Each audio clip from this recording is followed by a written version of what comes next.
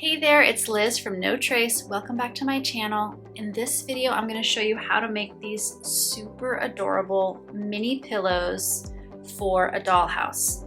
These are a super fun way to use up your teeny tiny scraps of fabric.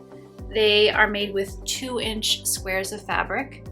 And in my next video, I'm going to show you how to also create a little matching bedspread. How cute is that?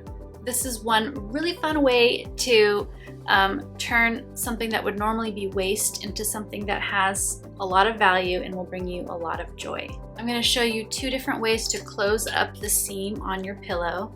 And I think once you start sewing miniature things like pillows, you might not be able to stop because it is so much fun. So let's go.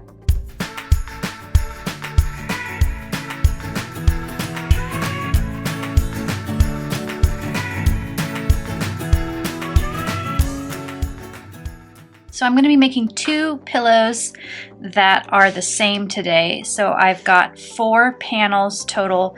Each panel is 2 by 2 inches, and I'm going to be pairing the mouse with the little raccoon in each pillow. You're also going to need some stuffing. Now I'm going to make the stuffing using some old organic cotton batting, and all you need to do is just gently tug on it, and that'll turn it into stuffing. But if you have some polyester stuffing, I always recommend that you use up what you have before you go out and get new stuff. And then you're really going to need a chopstick or a pencil for this project to push out the corners on your pillows and also to get the stuffing filled up inside. So the very first step, we're going to be putting 2 of our squares with the right sides together, and you want to be mindful of the print so that they are going in the same direction. And then we're just going to take it to the machine and we're going to stitch around most of the edges with a 1/4 inch seam allowance, but we're going to leave an opening on the bottom of about 3/4 to 1 inch right here. Okay, so I'm going to start my stitches at the bottom edge.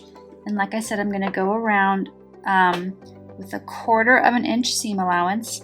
And you want your stitch length to be small. I often will stitch with a 3mm length, but for these little bitty pillows, I'm having it turned down to 2.4. And then we'll just stitch straight down and all the way around.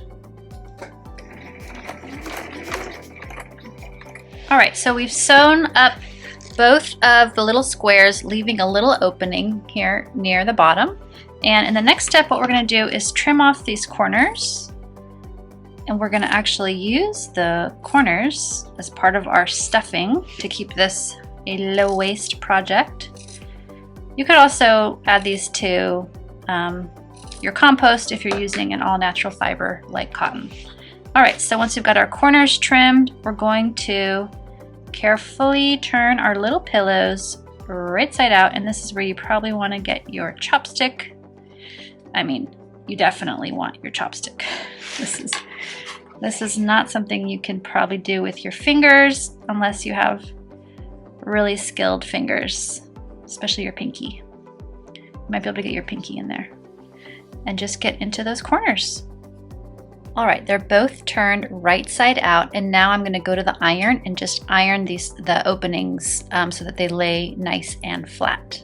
So now I've ironed the bottom so that it lays flat. It'll be easier to stitch up. And then in the next step, we're going to be adding the stuffing to the pillows.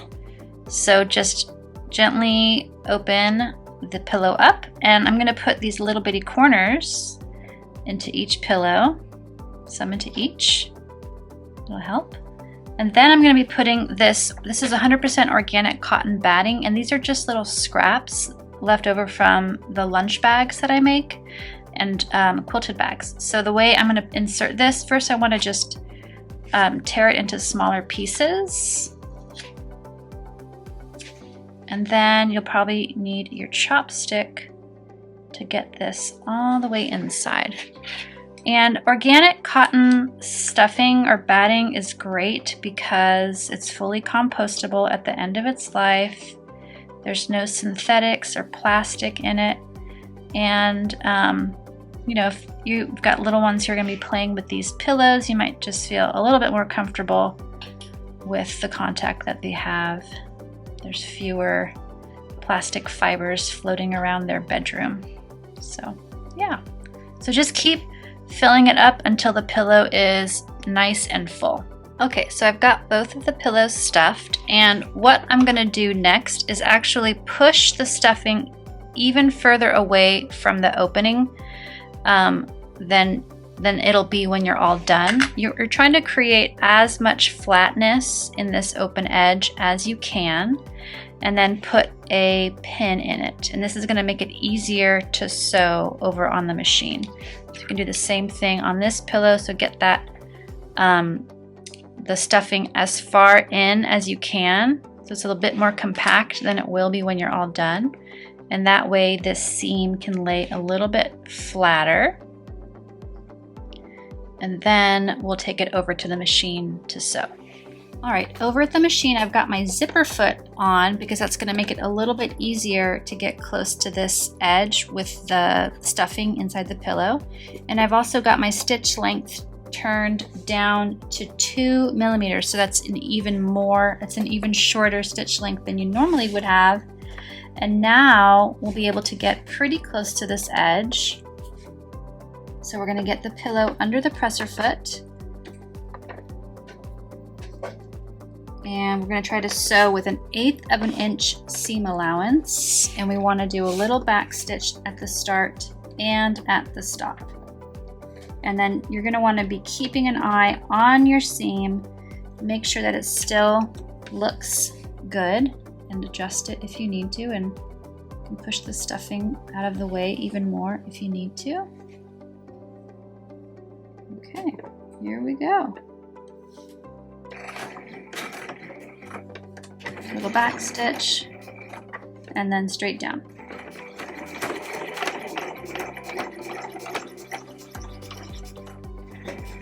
And a back stitch. Okay, let's see how we did. This is a tiny spot, so it's a little bit tricky, but it looks like we got it.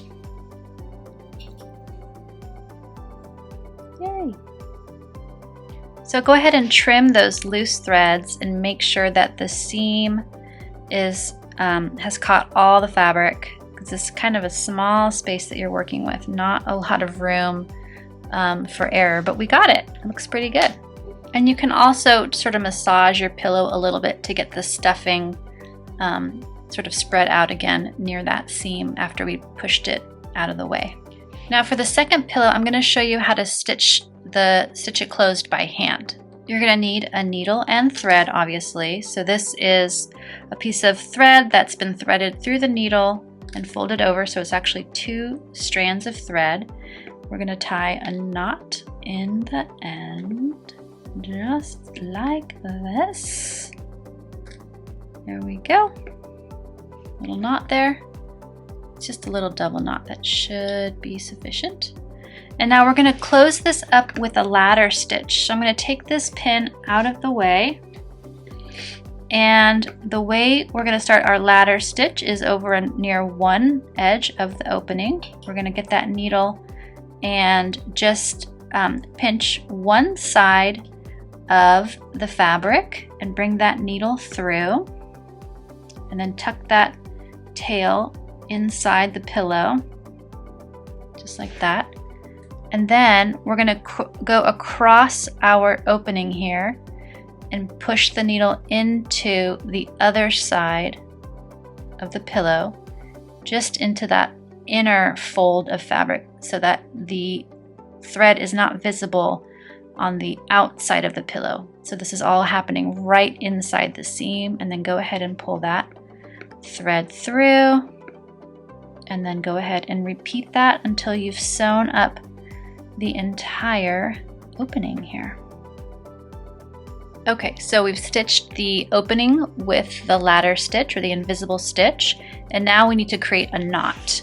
So in order to do that, you want to stick your needle back into the seam And what I like to do is find one of my stitches, like there's one, run the needle under that stitch, pull the thread, and then insert the needle back through that little loop, and pull that loop small, and then get that thread all the way through the loop to create a little bitty knot.